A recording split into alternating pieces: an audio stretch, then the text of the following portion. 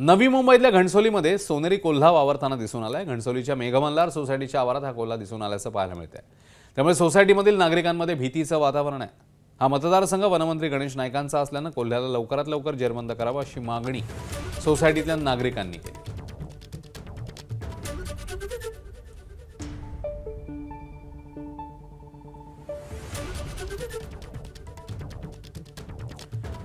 मेघमल्हार गृहसंकुल घणसोलीचं या ठिकाणी हे सिडकोने वसवलेली जी वस्ती आहे ही या वन खात्याच्या जागेच्या बाजूलाच आहे।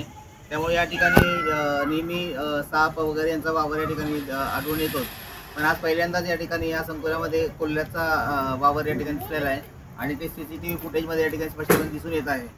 त्यामुळे नागरिकांमध्ये अतिशय भीतीचं वातावरण देखील निर्माण झालेलं आहे, कारण दुपारच्या वेळेस या ठिकाणी लहान मुलं बाहेर खेळत असतात आणि अशा वेळेस कुठलाही अनुचित प्रकार या ठिकाणी घडू शकतो।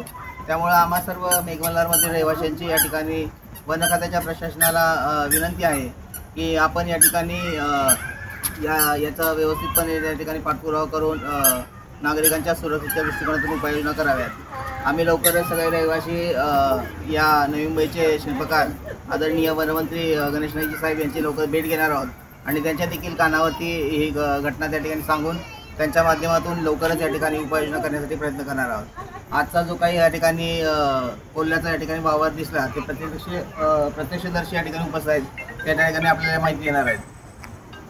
तर दुपारी ऑफिसला जायच्या टायमिंगला मी या भिंतीच्या बाजूने काहीतरी एक वावरताना लक्षात गेलं। तर जवळ पाहिलं तर तिथे कोल्हा दिसला। तर इथेच लहान मुलं वगैरे जवळपास खेळत असतात, तर कुणाच्याही त्याच्यावरती जीवाला धोका होऊ शकतो।